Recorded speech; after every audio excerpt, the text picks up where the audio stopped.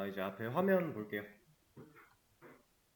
자, 우리 전 시간에 조인이랑 그룹 바이 같은 거 좀 해보면서 문제도 좀 풀어봤죠? 오늘 수업에서는 잠시만요.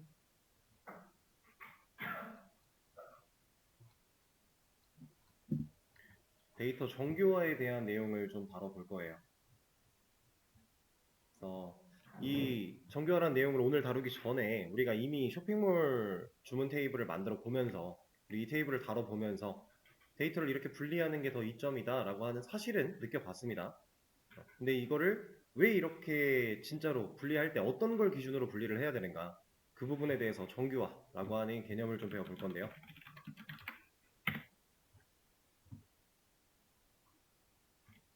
자, 엑셀을 가지고서 예시를 좀 들어드리면서 해볼 거예요. 일단은 간단하게 정리를 살짝 해보고, 데이터 정규화, 우리가 오늘 배울 건 이겁니다. 정규화는 종류가 많아요. 그냥 일반적으로 가장 대표적인 것들이 6개의 정규화 과정이 있습니다. 순차적으로 제1 정규형이라고 얘기를 하고요. 좀 더 디테일하게 적어드리자면 1 NF라고 표현을 합니다. 그리고 제2 정규형, 얘는 2 NF라고 얘기를 해요. 그럼 당연히 다음은 제3 정규형이 나오겠죠? 얘를 3 NF라고 얘기를 합니다. 뭐야, 왜 사라졌어?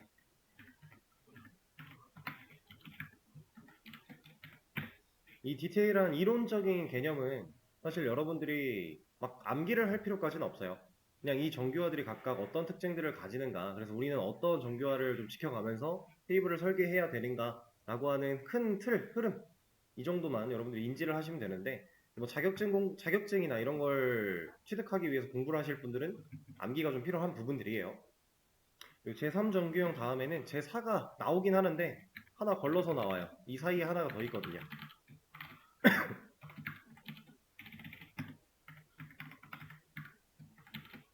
그리고 그 다음엔 제5가 나옵니다.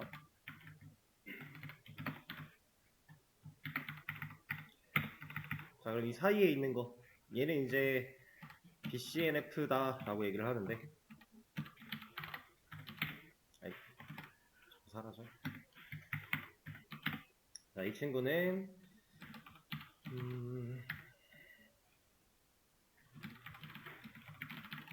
이렇게 얘기를 합니다. 얘네들이 각각 다 뭔지는 설명을 드리긴 할 거예요. 근데 사실상 여러분들이 좀 제대로 큰 틀과 흐름을 알아야 되는 정규형들은 이 세 가지예요. 얘네들은 지금 당장 엄청나게 필요한 부분은 아니에요. 보통 이 세 가지, 3정규형까지 만족한 형태로 테이블을 구성하게 될 겁니다. 물론 내가 만들고자 하는 프로그램이 뭐 앱이다, 웹이다, 혹은 그냥 응용 프로그램이다, 이런 것들에 따라서 데이터는 어떤 식으로 설계를 해야 되는가가 다 달라지는 부분인데, 여러분들이 가장 접근성이 높고 아마 여기 계신 분들 중에서 가장 유력한 취업 대상인 SI 쪽을 기준으로, 웹 개발을 기준으로 봤을 때에는 3정규형 이상을 하는 경우는 거의 없어요. 그래서 우리가 1, 2, 3, 이 세 가지 정도만 잘 알면 된다. 네, 배우는 김에 같이 배운다의 느낌으로 봐주시면 돼요. 일단은 얘를 좀 빼놓고요. 자, 1정규형부터 한번 간단하게 알아보도록 하죠. 얘는 이제 정의를 내려보자면 모든 속성값이 원작값이어야 한다. 이거를 조금 더 편하게, 얘가 왜 이렇게 나와?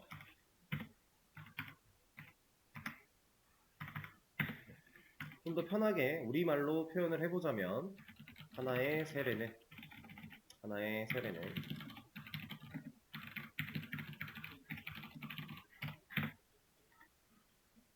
이게 제1 정규형에 대한 기본적인 정의입니다. 정의.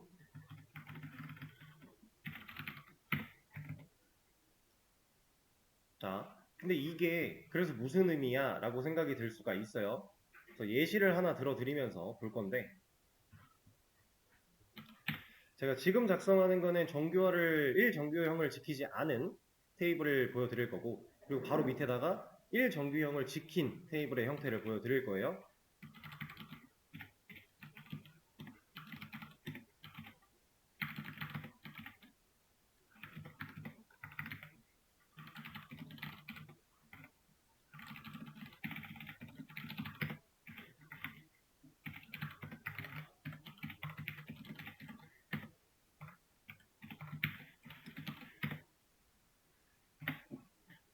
자, 지금 이 형태, 이만큼의 형태, 1정규형을 지키지 않고 데이터를 저장한 방식입니다.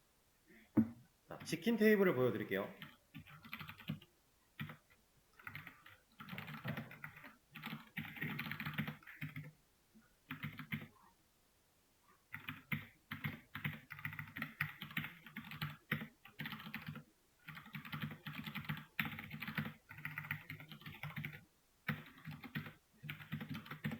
이게 지킨 테이블이에요. 차이가 눈에 보이시나요? 어떤 말인지 아시겠죠? 하나의 세례는 하나의 값만 존재해야 한다 라고 하는 이 말이 이 과목이라고 하는 컬럼에 실제로 데이터를 넣을 때 하나의 데이터가 아닌 여러 개의 데이터를 넣지 말자 이 말이에요.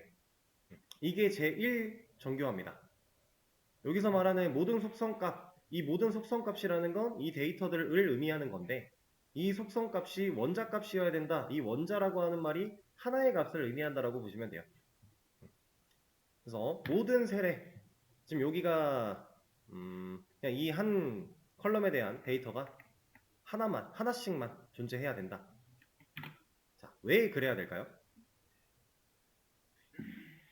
왜 이 1정규형을 지켜야 할까요? 얘가 지금 지킨 형태고 얘가 안 지킨 건데 왜 우리는 이 1정규형이라는 걸 지켜가며 데이터를 보관을 해야 될까요? 지금 보시면 두 줄로 처리할 수 있는 거 네 줄 됐잖아요. 효율이 안 좋은 거 아닌가요? 우리가 이렇게 정규형을 지켜야만 하는 이유는 정말 간단해요. 자, 저는 1번 학생한테 1번 학생이 받은 수학, 영어 성적 중에서 수학 성적만 필요해요. 이 상황에서 이 데이터를 줘야 한다라고 해볼게요. 우리 셀렉트 해요. 셀렉트해서 얘 테이블 이름이 A인데 셀렉트 별 from A 하고 나서 조건 줘야죠. 조건 외워져래. 학번이 1이네. 골랐어요.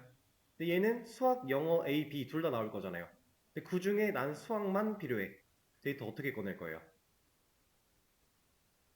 가져온 데이터에서 잘라야 돼요. 자를 때에도 확실하게 사람이 이걸 잘라서 보여주려고 하는 그 개발자 사람이 이 데이터가 수학에 맞는 데이터인지 확인해 가면서 잘라야 돼요. 근데 이렇게 보관이 돼 있다면 1번 학생 조건 주고 엔드로 엮어서 과목이 수학인 조건 2개 주고 거기에 성적만 가져오면 이 1번 학생 수학 성적을 우리는 그냥 꺼낼 수 있잖아요. 데이터를 원자값으로 저장을 해놓고 사용을 해야 우리가 실질적인 이 데이터를 가지고 조회를 한다던가 아니면 데이터를 수정을 하거나 할 때도 더 편하게 관리할 수 있게 되는 겁니다. 자, 데이터를 수정한다라고 생각해 볼게요. 이 친구의 성적이 지금 1번 학생의 수학 성적이 A가 아니래요. C래요. 잘못 입력했대요. 자, 이거 바꾸려면 업데이트 A set 성적은 C, B 다 바꿔야 되잖아요. 얘가 갖고 있는 값이 A, B면 우리가 이걸 C, B로 바꾸고 싶으면 이만큼을 다 적어야 되죠. 내가 지금 바꾸고자 한 건 얘밖에 없는데 이거 바꾸려면 뒤에 있는 것들도 다 써야 된다는 얘기예요. 그럼 한 사람에 대한 과목 그리고 과목별 성적 데이터를 여러 개를 쭉 다 나열했다고 생각을 해볼게요. 데이터를 수정하는 상황에서 불필요하게 우리가 입력할 것들이 많아지겠죠. 그리고 그렇게 입력을 해야 되는 값들은 우리가 실제로 조회를 해보고 눈으로 확실하게 검증이 끝난 상태여야만 되겠죠. 안 그러면 뭐 하나 빼먹으면 그 데이터 사라질 거니까. 그렇죠?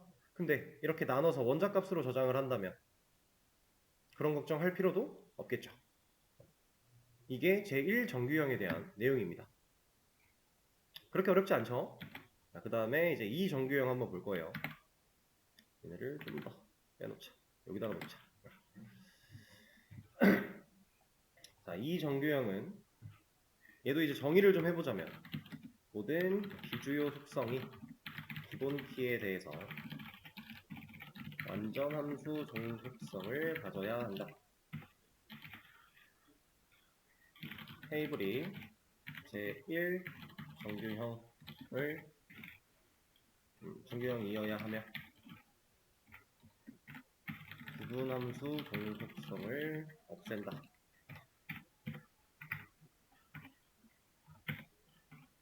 이건 이제 정의니까 제가 적어드리는 이 내용이 여러분들이 구글링해도 흔하게 볼 수 있는 정의들이에요. 자, 이 말로는 무슨 소리인지 모르겠죠? 그리고 완전함수 종속성은 뭐고 부분함수 종속성은 뭐고 이것도 잘 모르겠죠? 설명을 드리긴 할 거예요. 일단 얘처럼 1정규형처럼 예시를 한번 먼저 보도록 하겠습니다.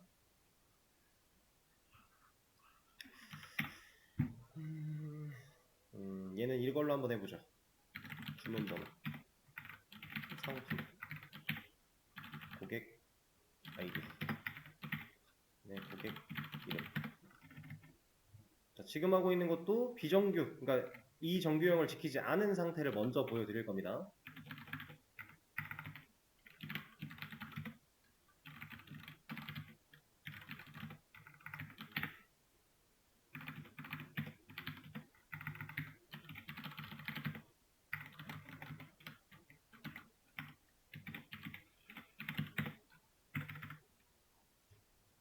자, 이게 제2 정규형을 지키지 않은 형태예요.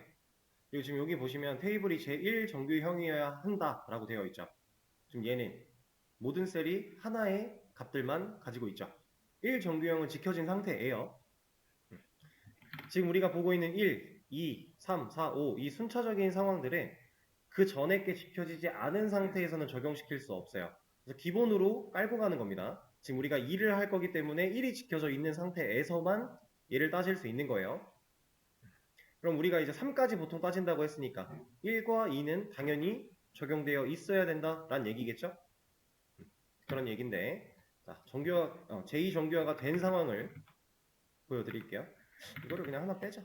이걸로만 하죠. 두 줄로.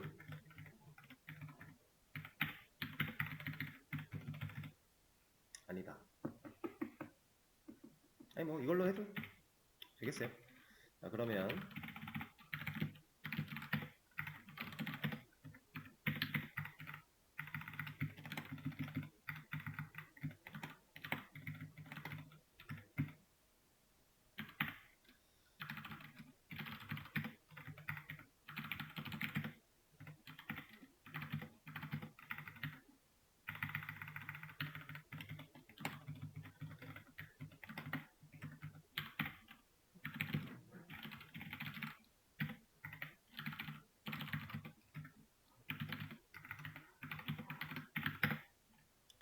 이게 이 정규형을 지킨 상태예요.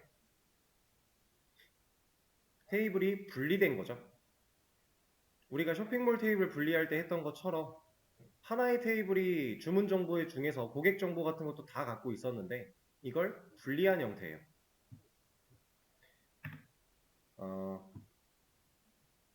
지금 주문번호 1번 주문번호에 대해서 노트북 상품, 2번 주문번호에 대해서 키보드. 근데 이걸 주문한 각각 사람이 누군지 알기 위해서 고객 테이블을 봐야 되고요. 이 고객 테이블에는 이 사람이 뭘 주문했는가에 대한 정보가 없으니까 이 주문 테이블을 한 번 더 봐야 되는 거예요. 이게 제2 정규형입니다. 여기서 말하고 있는 비주요 속성이 기본 키에 대해서 완전함수 종속을 가져야 된다라고 하는 저 말은 뭐냐면 일단 완전함수 종속이라는 걸 간단하게 말씀드려 볼게요.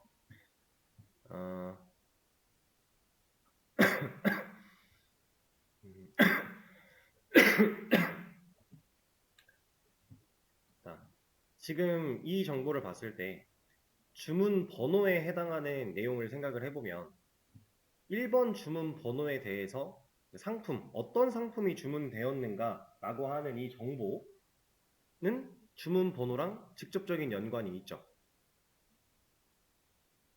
1번이라고 하는 지금 주문, 1번 주문이 들어왔어요. 뭘 주문했는지 알아야 되잖아요. 그쵸?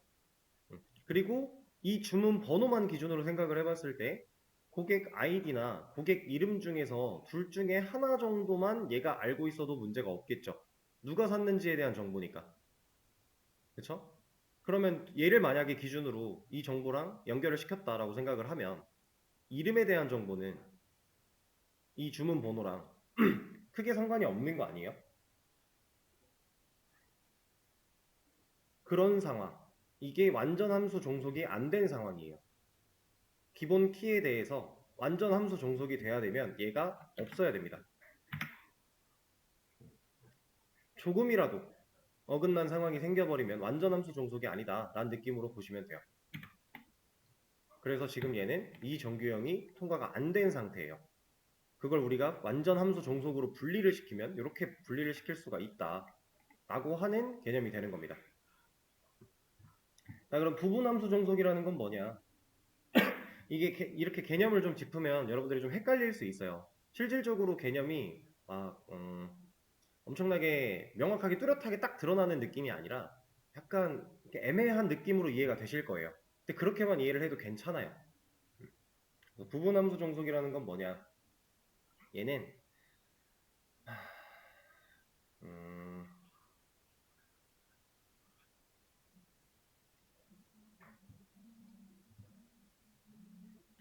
주문 번호에 대해서는 명확하게 따졌을 때 주문된 상품이 종속이 되어 있다라는 개념이고, 여기서 말한 종속은요, 그러니까 포함 관계를 생각하시면 돼요. 주문 번호로 우리가 주문 데이터를 저장을 하려고 할 때 이 상품에 대한 내용은 주문 번호에 밀접한 관련이 있는, 종속되어 있는 개념이다. 그리고 고객 아이디한테는 고객 이름이 종속되어 있는 거죠. 그렇죠? 그리고 아까 전에 완전함수 종속성 얘기하면서 나왔던, 그럼 얘한테는 얘가 큰 의미가 없지 않나. 그쵸? 이게 완전함수 종속을 못한 상태라고 했잖아요. 지금 얘가 갖고 있는 상태가 완전함수 종속이 안 된 부분함수 종속에 대한 상태예요. 그렇게 생각하시면 돼요. 그래서 지금 밑으로 구별을 확실하게 지어놓은 걸 보시면 주문 번호에 대해서 상품명이 딱 붙어 있으니까 얘는 얘한테 완전히 종속되어 있죠.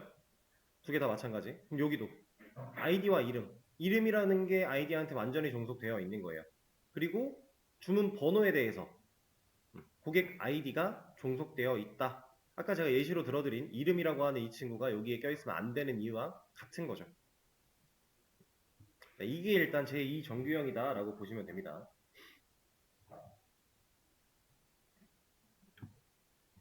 그러면 3정규형을 볼 거예요.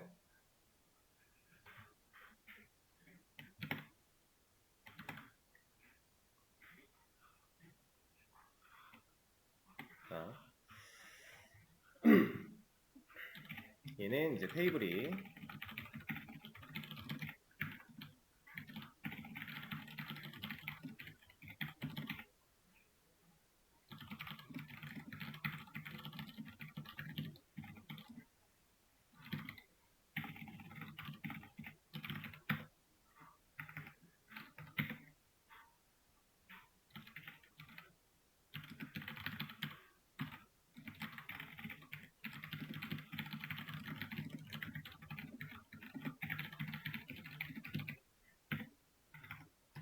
이 내용입니다.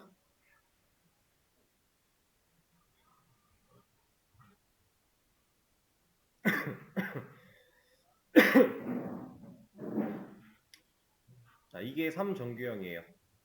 보시면 일단 테이블이 이 정규형이어야 하며, 그럼 여기까지 안 됐으면 3정규형을 따져볼 수 없다는 얘기고요. 이행함수 종속성을 없앤다 라고 되어 있어요. 그리고 한 테이블의 모든 컬럼은 기본 키에 대해서 직접 종속되어야 한다 라고 했는데, 자, 또 새로운 이행함수 종속이라는 말이 나왔죠? 근데 사실상 얘랑 별반 다르지 않은 말이에요. 여기서 말하고 있는 모든 컬럼은 기본 키에 대해서 직접 종속되어야 한다가 완전 함수 종속성을 가진 상태라고 보셔도 돼요. 그러면 이행함수 종속이라는 걸 없앤다라고 했는데, 이행함수 종속은 무엇인가? 얘가 가지는 개념 자체는 이렇습니다. 자, A라는 테이블이 있고요. B라는 테이블이 있어요. 그래서 A가 B를 바라봤을 때, 그러니까 A한테 뭐 ID 같은 게 있으면 여기다가 뭐 AID 이런 식으로 컬럼을 만들어서 참조를 하고 있는 상황이라고 해볼게요. 그리고 이 B가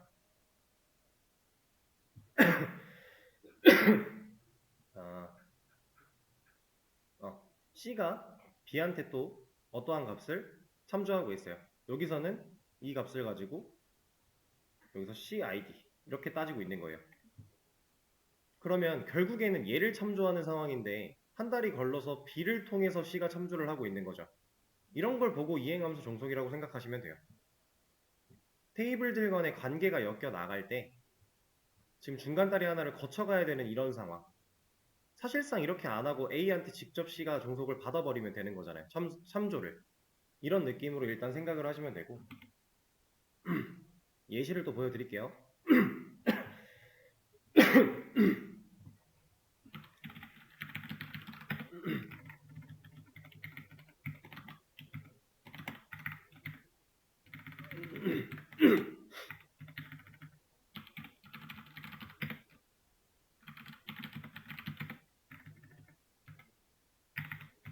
이게 이제 3정규형을 무시한 상태. 그리고 3정규형도 무시했지만 사실상 2정규형도 무시한 거랑 다름이 없죠. 이 개념을 이제 차곡차곡 쌓아나가다 보면 어쩔 수 없이 이렇게밖에 예시가 안 나와요. 그리고 이거는 얘를 복사합시다.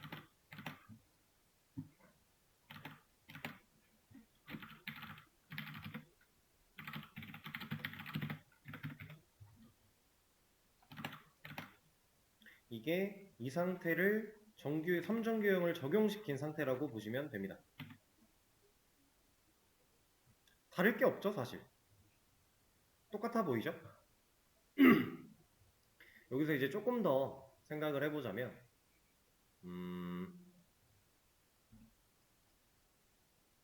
그러니까 어떻게 보면은 3정규형은 딱 여기까지 말씀드리는 게 맞는데 우리가 3정규형까지 지켜나가면서 실질적인 테이블을 관리할 때의 상황을 조금 더 디테일하게 접목을 시켜보자면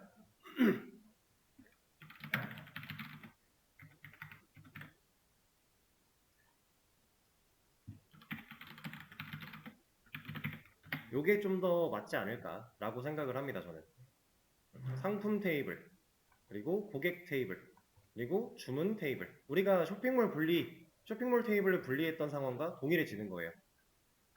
거기까지 했던 그냥 쿼리를 제가 제공해 드려서 진행시키고 문제를 풀어봤던 그 상황이 3정규형까지 지켜진 상황이었다라고 보시면 됩니다. 이제 전체적인 큰 틀과 흐름 정도만 이해를 하시면 됩니다. 자, 그러면 3까지는 이렇게 예시를 들어가며 알려드렸고 여기서부터는 그냥 간단하게 설명만 드릴 거예요. BCNF 얘는 뭐냐면 3정규형을 만족하면서 추가적인 조건을 몇 개 더 만족하는 상황이라고 보시면 되는데 그 추가적인 조건이 이거를 뭐라고 하면 좋을까? 단어 자체는 그래요. 의미 자체를 그냥 직접 정의를 말씀을 드리면 모든 결정자가 PK여야 된다라고 하는 의미인데 그 결정자라는 건 이 컬럼에 대한 고유 식별 정도를 생각하시면 되고요. 그 식별 값들이 다 PK로 들어가면 된다라는 얘기예요. 그 정도로 생각하셔도 돼요. 그게 이제 BCNF. 그럼 사실상 3정규형 다음에 BCNF까지 우리가 이미 적용시켜 가며 테이블을 만들었었고 PK를 배운 시점 뒤부터는 이미 여기까지 적용이 되어 있었다 라고 생각을 하시면 됩니다. 그리고 4정규형은 그냥 개념만 알고 들어보세요. 자치종속을 없애야 된다 라고 하는데 자치종속이라고 하는 게 좀 의미가 애매할 수 있어요. 이건 한번 저도 검색을 해보죠.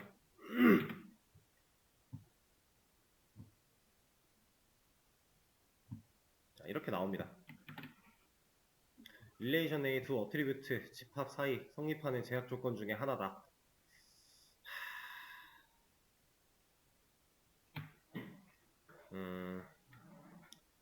자, 여기서 말하고 있는 걸 진짜 간단하게만 말씀을 드려보자면 데이터들 간의 종속을 가진다예요. 지금 우리가 하고 있는 정규형 상황에서는 애초에 테이블 구조, 이 컬럼들이 가지는 관계였는데 가치 종속, 얘가 말하고 있는 거는 그냥 간단하게 생각하면 이럴 것 같아요. 데이터가 가지는 종속 관계. 좀 애매하죠? 여기까지는 사실 중요하지 않습니다. 그리고 그 다음 나오는 이제 오정규화가 조인 종속을 해소한다 라고 하는 부분이에요. 이건 한 번쯤 검색은 해보시되 너무 깊게 들어가려고는 하지 마세요. 오정규형까지 다 지켜가면서 테이블을 만드는 경우는 거의 없기 때문에 얘를 지켜야 되는 상황이 물론 있기는 해요. 근데 그 상황을 여러분들이 마주할 수 있는 경우가 그렇게 많지가 않습니다.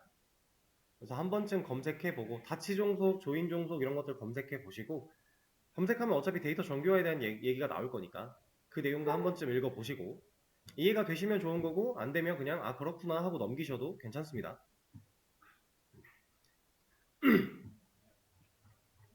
일단 간단하게 생각하면 이런 느낌의 데이터 정교화라고 하는 개념을 우리가 알았어요.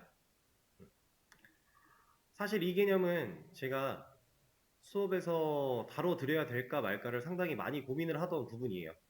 왜냐면 여러분들이 이걸 완벽하게 이해를 하고 테이블을 설계할 수 있는 수준이 되려면 지금 당장은 당연히 안 돼요. 근데 이거는 이 개념을 잘 안다고 해서 테이블 설계를 완벽하게 할 수 있어. 그게 아니에요. 이 개념을 잘 몰라도 데이터를 다뤄보거나 테이블을 다뤄보는 경험치가 늘면 이 개념 몰라도 어차피 알게 되는 내용이에요. 왜냐면 실질적으로 관리되는 데이터들은 다 이 형태를 띠고 있을 거니까. 그렇게 접근하는 게 여러분들한테 더 빨라서 이거를 막 수업에서 개념을 막 짚어드려야 되나 고민을 막 했었던 내용인데 그래도 개념을 어느 정도는 알고 계셔야 나중에 이걸 직접 많이 다루다 보면은 그때 배웠던 잘 이해가 안 돼서 그냥 그렇구나 하고 넘겼던 그 개념들이 막 짜식기가 되면서 여러분들이 실제로 바로 적용시킬 수 있는 단계가 되지 않을까라는 생각이 이겼어요. 그래서 설명을 드리는 부분이고 지금 당장 이게 이해가 안 돼도 괜찮다는 얘기입니다. 여러분들이 테이블을 다루다 보면은 자연스럽게 이게 적용되어 있는 구조들을 눈으로 보고 따라갈 수 있게 될 거니까 일단 정규화에 대한 내용 가볍게 한번 해봤고요. 자, 수업 페이지에 제가 문제 하나를 올렸어요. 이 문제를 쭉 풀어볼 건데 일단 복사를 다 해주시고 본인 SQL YOG로 갖고 옵니다. 붙여넣기 해주시는 거 똑같죠? 그리고 나면 얘는 이제 위에 쿼리가 이미 쓰여져 있어요. 이만큼이. 지금 전체를 다 저랑 똑같이 원래 있던 걸 지우고 복사 붙여넣기를 하시면은 1번부터 52번 줄까지가 쿼리가 될 텐데 이 쿼리는 그냥 실행시키시면 돼요. 한 번에. 그러니까 데이터베이스 만드는 거, 테이블 만드는 거, 데이터 밀어넣는 거까지 다 되어 있다라고 보시면 돼요. 그래서 한 번에 실행을 다 시켜주시면 29 석세스에 3 워닝이 나왔는데 워닝이 또 어딨어? 왜 3 워닝이나 나왔지? 보면 됩니다. 어디서 워닝이 나왔는가?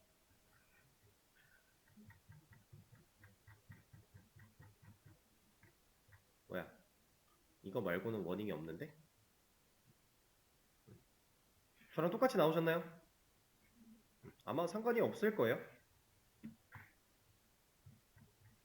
테이블들 한번 조회해보면 되죠.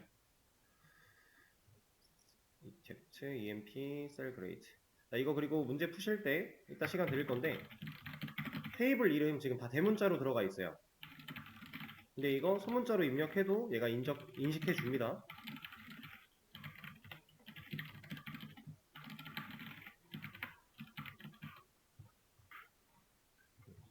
그냥 저처럼 소문자로 다 입력을 하신 다음에 조회를 하면 어떠한 결과들이 쭉쭉쭉 들어있을 거예요.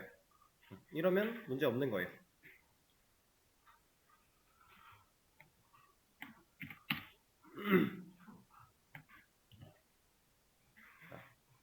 데이터를 밀어넣는 것까지 완료가 되셨다면 문제를 바로 한번 풀어보시죠. 이 문제 1부터 지금 28번까지 쭉 있는데 그냥 되는 데까지 쭉 푸시면 돼요. 시간 드릴 거니까. 바로 진행해 보시죠. 자, 여러분 문제 계속 풀고 계시죠? 아까 잠깐 말씀드렸던 것처럼 20번 때까지는 쉽게 오는데 24번, 25, 23번, 4번 여기서부터는 생각이 조금 필요하다고 말씀을 드렸어요. 아니다, 25번부터였구나. 네, 지금 아직 여기까지 도달을 못하신 분들은 수업이 끝나고 내일 수업 전까지 최대한 많이 풀어보시고 오시면 되고, 다 도달을 하신 분들, 그러니까 다 해결을 하신 분들은 잘하셨고 이제 내일 수업 때 정답을 맞춰보시면 되고요. 그리고 도달은 했는데 아직 고민 중이신 분들은 그 고민을 내일 수업 전까지 한번 잘 해보고 오시길 바랍니다. 그래서 내일 수업에서 이 문제 같이 푸는 것부터 좀 진행을 할 거고요. 위에 있는 기본적인 쿼리들은 좀 빠르게 진행하면서 넘어가다가 밑에 있는 좀 생각이 필요한 애들은 좀 차근차근 설명을 드리면서 해보도록 할게요. 자, 그러면 일단 오늘 수업은 여기서 마무리를 할 거고요. 문제 잘 풀어오시는 걸로 하겠습니다. 고생하셨습니다.